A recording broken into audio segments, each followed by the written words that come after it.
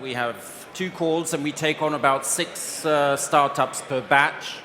We give them 60,000 euros, 30k cash, 30k in services and spaces. So we ask the startups and the teams to come and spend those 5 months on our premises in Rome.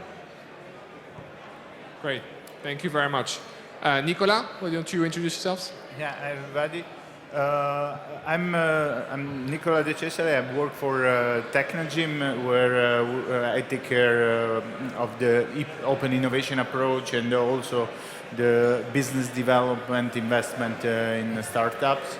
We have launched an accelerator in the north of Italy that works more or less in the same way. We offer a 3-month full board program worth in cash plus services around about 80k, and this is open to Italian and foreign startups. The last edition has been mostly 60-40, the application, around about 200 applications, and then we funneled down to 5 that are incubated in the accelerator. Thank you. Salvo? Thanks. My name is Salvo Mizzi. I just left Telecom Italia Group, where I led acceleration and corporate venture capital. 3 months ago, I joined the new government VC fund. The name is Italia Venture One. We just launched the first fund with 50 million euro as a first closing.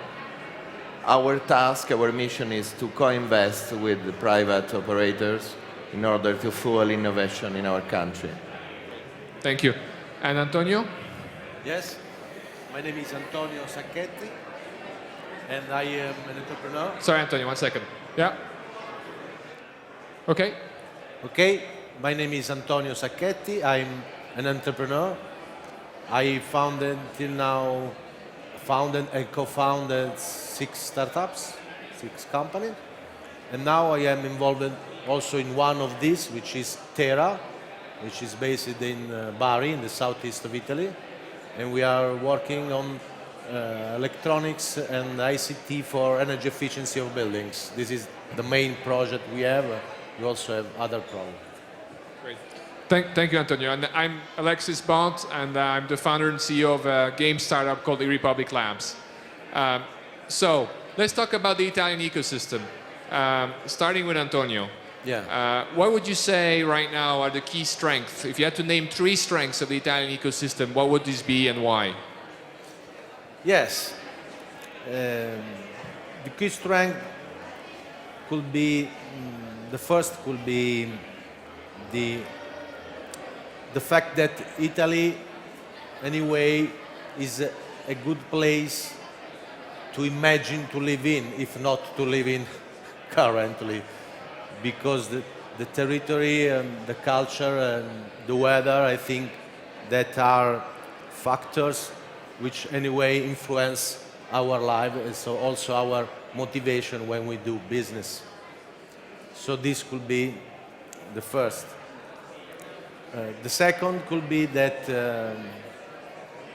in Italy there are several sectors that, thinking to the possibility to develop industry and business, are all at higher level. There is enough diversity, something like a biodiversity also in the business. So we have resources in the tourism, we have resources in the agriculture, also EV industry, even if it is not like in the past, we know. And also ICT and electronic, they are not so strong like in the past, so strong, but anyway, it is possible to have the critical mass to do business.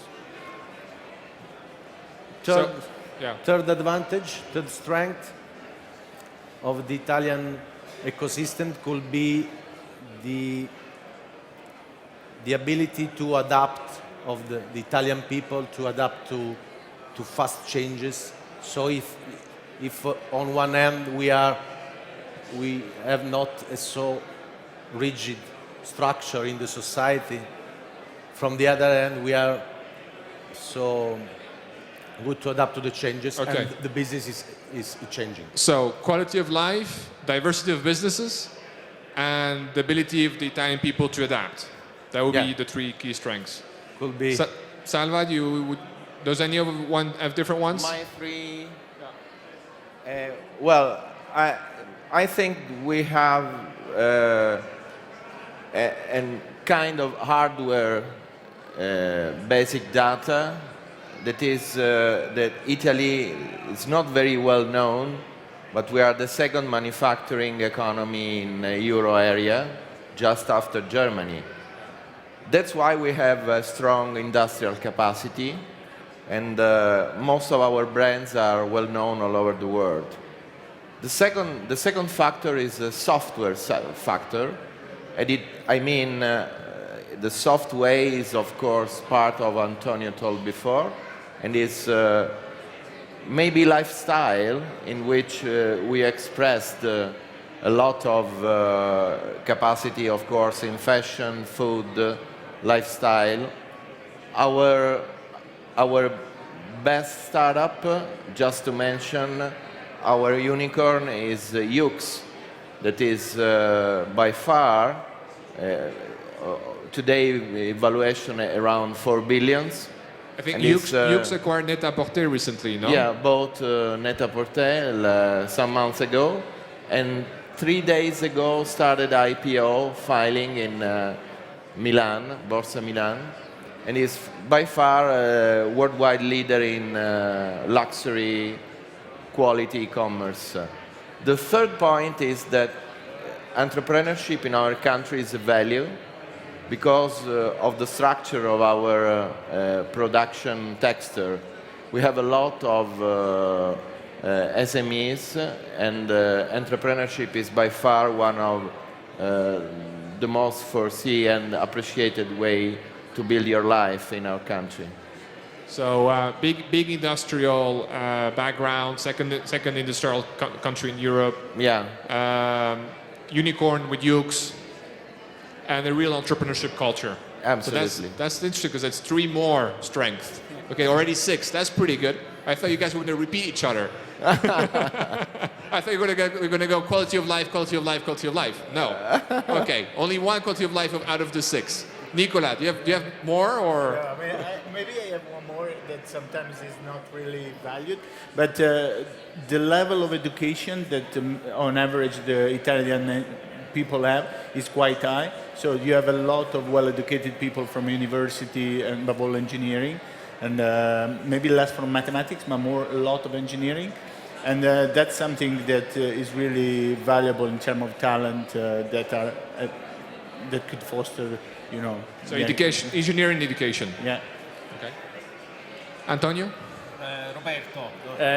Yeah, I think that what we can say about Italy and the Italians, to add to what they've said and what they've already mentioned, is that Italy has a huge historical heritage to live up to, centuries of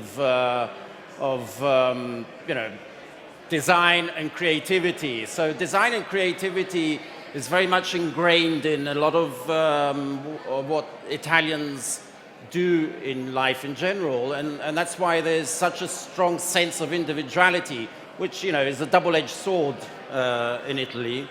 So certainly design and creativity and anything to do with emotions. Italians are very emotional people, very passionate people, like the Spanish, very, very emotional, and they like to express that emotion. And so this often comes out in many of the projects that they work on, okay? And again, that is also a double-edged sword, which means they're not very good at discipline, okay? Thanks, Roberto. That's a nice transition to what the weaknesses could be. But if I had to add another one, I think we found 8 strengths, and the eighth strength would be the creativity that the Italian people have. So that's interesting. There's a lot of things that you have in there that are really character traits. Kind of the creativity, the spirit of entrepreneurship, the adaptability, and all that. Not just the ecosystem, but also the human side. is important, which I think is interesting. You don't usually get that from other ecosystems, so that's interesting. But coming back to you, Roberto, continuing with you, what would you say then are the three, I mean, if you had to name three weaknesses right now in the Italian ecosystem, what would those be? Because I'm interested to see if they're the same as Spain as well. Yeah, that's interesting because we had a discussion with a professor from the University of Southern California, and he came to visit us in Rome, and he said, you know, we have, in the States, we're very good at MBAs and management and marketing and sales, so they're very good at organizing businesses and corporates, but what they seem to lack is the soft skills part of the equation. So in Italy, we are overflowing with the soft skills side of the equation, and what they lack instead is the more disciplined approach to building companies, and often, you know, they put so much weight on the soft skills side of the business that they think that the rest isn't necessary. So that's sometimes, that is one probably biggest factor that we have to deal with in terms of investments. Okay. And then sometimes the other thing that So it's not a cliche that sometimes the Italian can be a little bit disorganized, or is it a cliche? No, it's not. I mean, you know, sometimes, often they are disorganized. So, I mean, that's exactly what we do in our acceleration program. We give them a methodology, okay?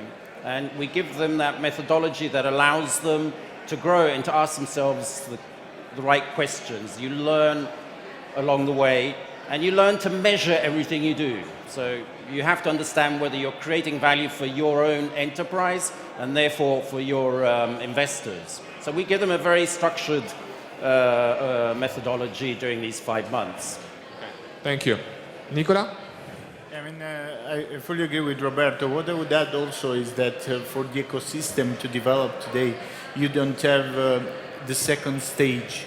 I mean, entrepreneurs typically, I mean, now in the last years, there is a lot of development of the first stage of investment, so early stage or up to small ticket. But when you have, I mean, you have no very good perspective on the exit. And this, you know, sometimes, dampens, the best entrepreneur to stay there, and they tend to go elsewhere. So that's for me is the biggest factor today. You don't see the visibility of the exit in order to attract investment, large capital, and so this sometimes... Do you think UX is going to help that? I mean, use is a good example, but there have been a unicorn also around Europe, but this is not a problem just for Italy, but for many European countries. I mean, we have a regulation problem in general that we have seen, and also, but of course, I mean, the more UX there come out, the more this will help, attracting capital to our country. Salvo, actually, I'm interested in asking you a specific question about what you were saying, then maybe you can tell about the weaknesses. So you have this new fund, this new government fund, 50 million euros.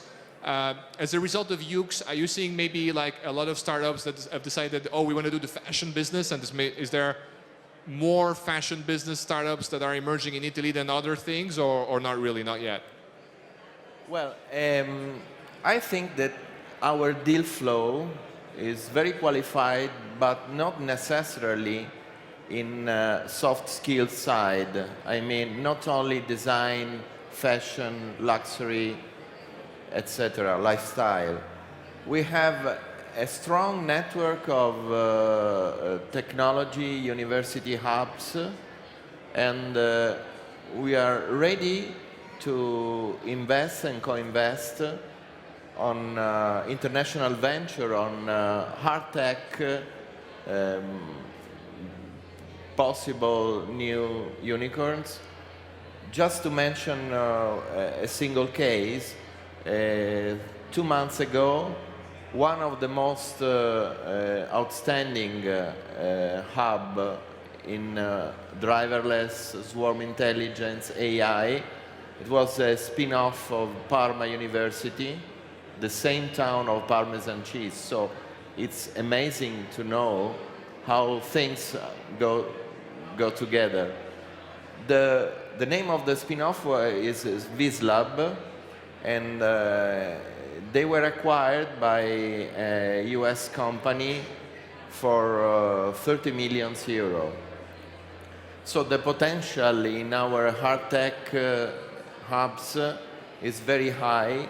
One of the tasks that we want to explore and to understand with all private investors and corporations is try to assess a more balanced deal flow, not only, let's say, digital apps, etc., but more hard tech based. Good. And what would you say is a key weakness, Salva? If you had to say a key weakness, what would that be? Key weakness, there is two key weakness. There are two key weakness, and it's just you can just read the data coming from European Commission, DG Connect paper. In Italy, and of course also in Europe, we have two weaknesses. The first is financing, and the second one is over-regulation. Over-regulation and financing. Yeah. Okay, good. But the government seems to be doing things on the funding side, so now they just need to do things on the regulation side, right? Yeah. Antonio? Yeah? What do you think are the key weaknesses? Any more to add? Or? Yes. Talking about the regulation, I think it's right, but it's not only a question of how much regulation, but also the fact that it is not stable.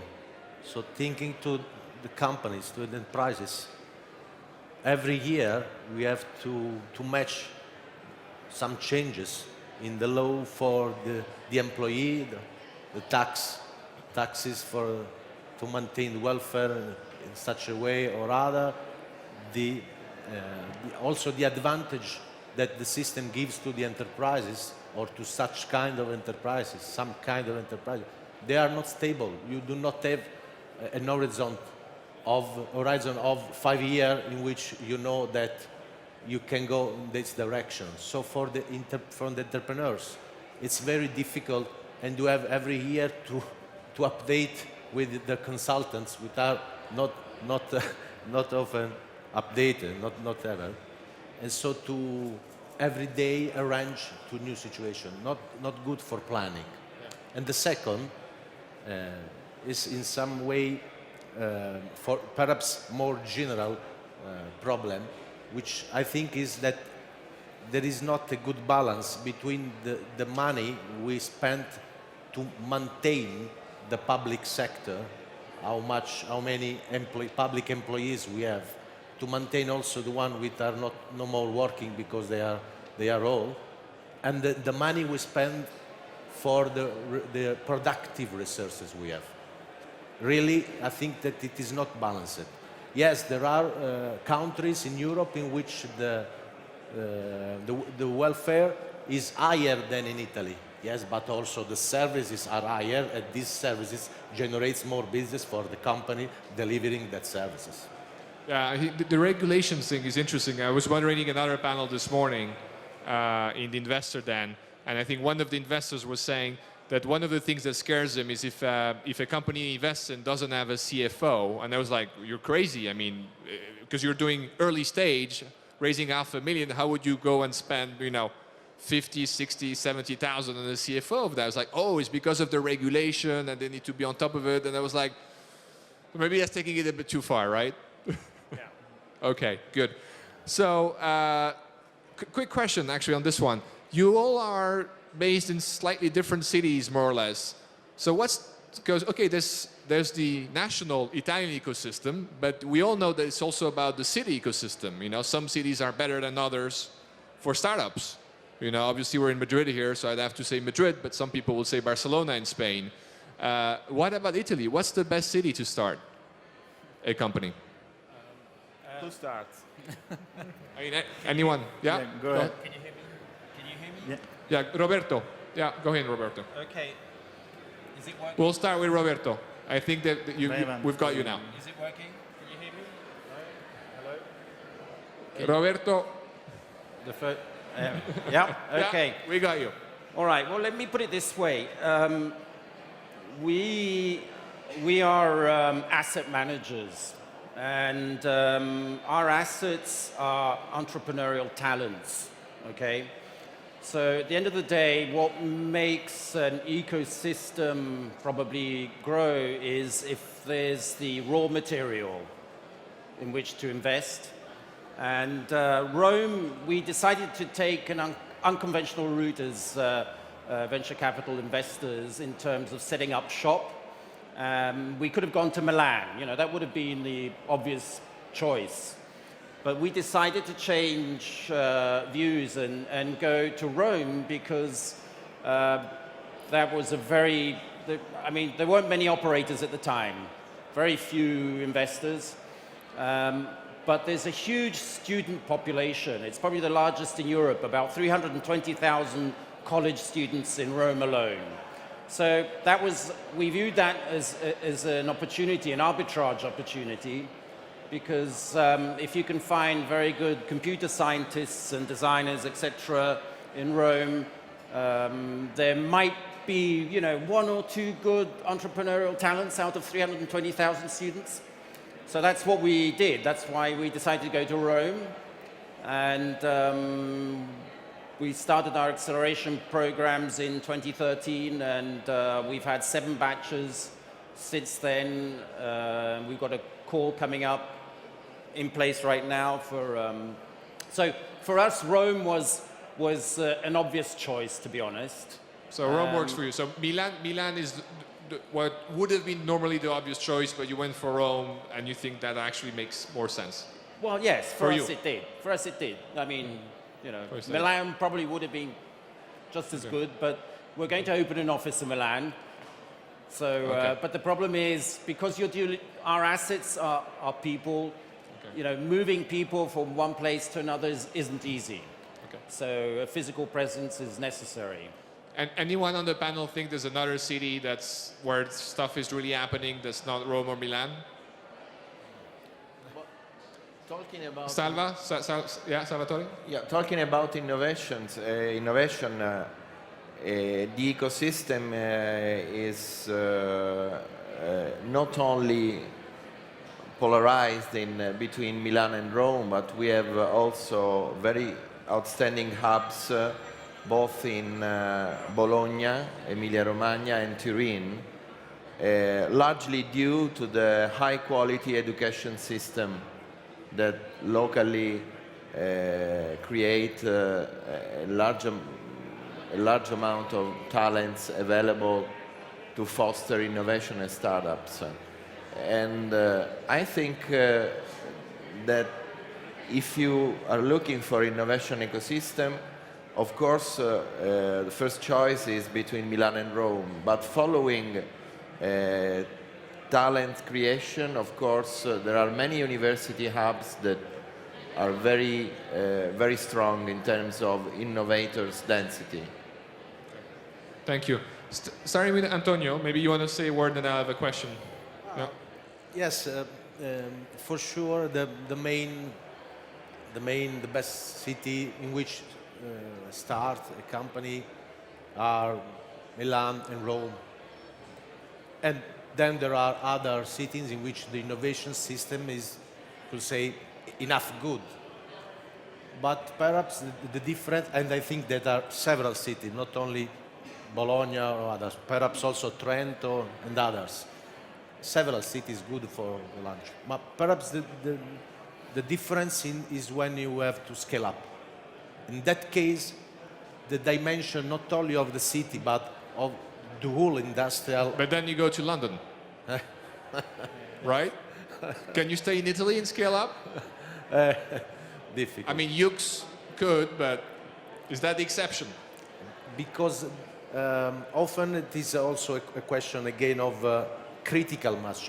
How many suppliers do you have around you? Because yes, the world is smaller, we can go in China, yes, but every day, minute by minute, we work in a company with persons around.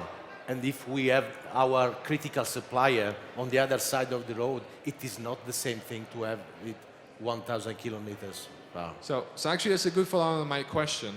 And I'm going to do one question too. Is what do you think today in Europe has the best startup ecosystem? Here's a trick question: for early stage and for growth stage, and is it the same place? So what city do you think has the best startup ecosystem for early stage and growth stage? Or maybe is it two different cities? Oh, Nicola can start. Nicola can start. Okay, He hasn't spoken. If I have to make my call, I would say that the best integrated Madrid. the best integrated one is London. London has got almost all the range, but for the beginning it's very expensive. So if I would pick two names, I would say for the beginning Berlin, and for the follow-on London. Why? So it's interesting you're saying Berlin. A lot of people are saying Lisbon as well. I mean, I'd love them to say Madrid. I hope they will say Madrid. But I think a lot of people are starting to say that Lisbon is the new The problem Berlin. of Lisbon is that the country itself is small. So at the beginning, it's very difficult to find all the bits and pieces. Berlin gives you, is more central in Europe. It's cheaper to move to the other top hubs.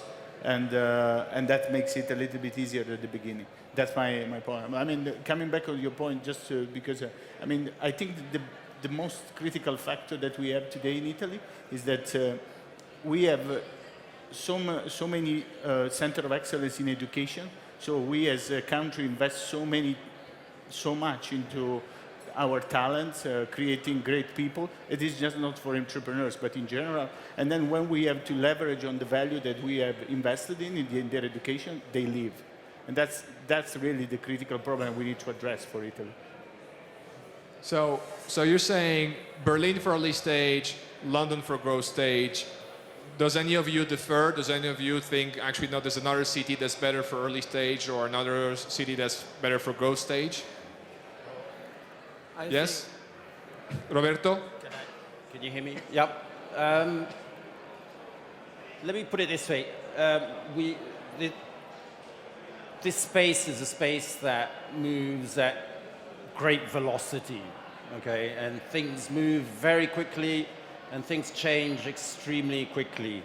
So, you know, what is true today, tomorrow will probably change, and it'll change quite quickly. So early stage, I think we are seeing very active and healthy startup ecosystems growing up in most European countries. Paris, Berlin, Madrid, Rome, London, you know, across the board, you're seeing very healthy startup ecosystems. And I think there's still a lot of room and a lot of space for a lot more to happen in the early stage process. In terms of growth capital, the most developed countries are London, Scandinavia, and Germany today. But, you know, when we started out in Rome, there were very few angel investors. And, you know, the way I can demonstrate that is by describing that our first acceleration batch came out of the program and raised an average of 200,000 euros each in 9 months, okay? That's pretty impressive. Yeah. Well, the most recent batch in June have raised each about €500,000 in 4 hours, okay? How many companies? 6. 6. Okay, that's pretty good. Okay, yeah, whereas, you know, they raised nearly €2.5 million, and but there was demand in terms of investors for about €4.5 million. So things are changing and they're moving very quickly. Growth stage, you know, the fact that Invitalia is and Salvo Mizzi is playing a role where government is bringing in later stage investors is going to be very important to develop the later stage investor base. So that's interesting. So that brings me to the last question. Before maybe some people in the audience have some questions. Antonio, how do you see the Italian ecosystem evolve? You know, where do you think it's going? Where it's going in the future, you say? Yeah, over the next, say, 2 years. Well, over the next 2 years, talking about is Can you hear me? Okay. Yeah, we can hear you. Talking about the general economic condition, I think that things are going better than in the last 5 years, for sure.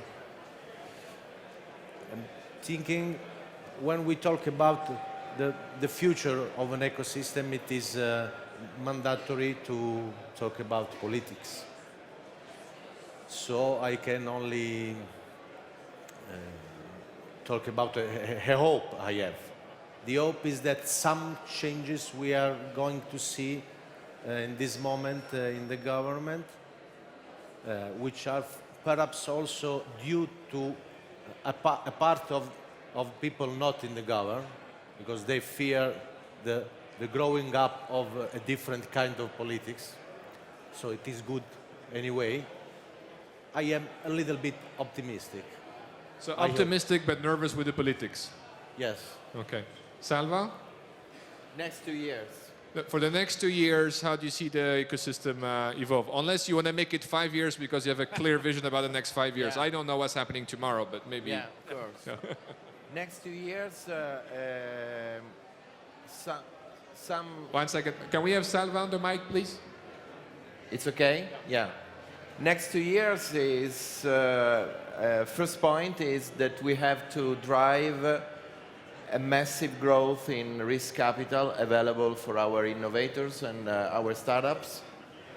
And the last year was the worst ever.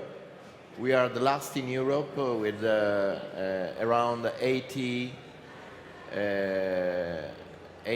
and between 100 million euro available for risk capital in Italy, 2014. That's very little. So our program is to have and to drive a massive shift.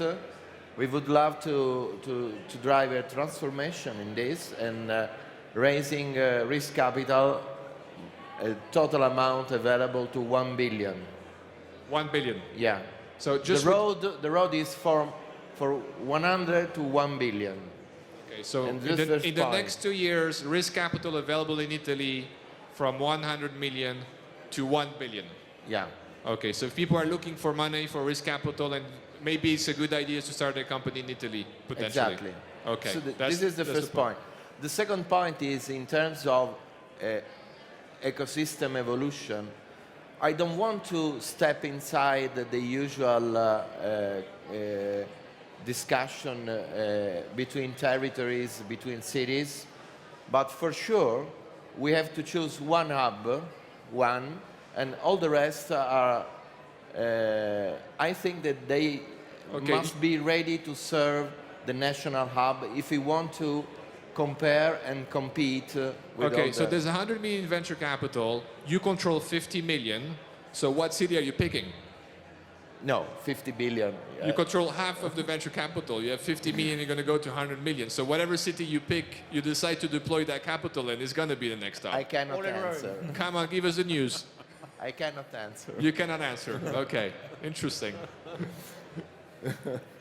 Nicola. So, for me, I mean, things are getting better. I mean, corporation like ourselves, Technogym, we are more and more sensible to this open innovation, investing in startups. So we have deployed quite a huge amount of capital in creating this, over 1 million, just to create the accelerator.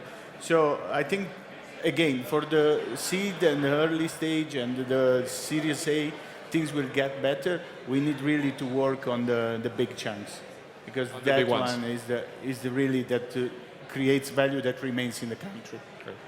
Antonio, final words? Final last He's words? insisting with Antonio. Sorry, Roberto, sorry. I like Antonio. You like Antonio. I like his glasses better. I'm sorry. You gotta get. He's got the Italian It's glasses. a question of color to change the color of your glasses. Give me your glasses. We're going to finish with you because we're out of time after this. So Italy, next 2 years, Roberto. Italy next 2 years, I think, I think we'll see explosive growth in terms of this space, because just like when we started out 3 years ago, everyone said we were nuts. We were doing something against all odds. And now look at CB Insights. They report on the European tech VC scene for 2014. Italy came out on top as the fastest growing. Okay, we're starting from a very low base. With the biggest growth rate in Europe and amongst the 20 top VC investors, active investors in Europe, there's Venture Group. So it's the first time that Italy sort of really appears in a lot of the CB Insights and PitchBook classifications. And I think we'll see more and more of that coming. Italy is a big country, 65 million people. There's a strong manufacturing base. There's a lot of money around in Italy. There isn't that VC culture yet, okay? But it's building, and it's building quite fast. So for the next 2 years, Italy's getting on the map from 100 million VC money to 1 billion. That's what's happening. Great. Thank you very much. Thank you, guys. Thank you. Thank you.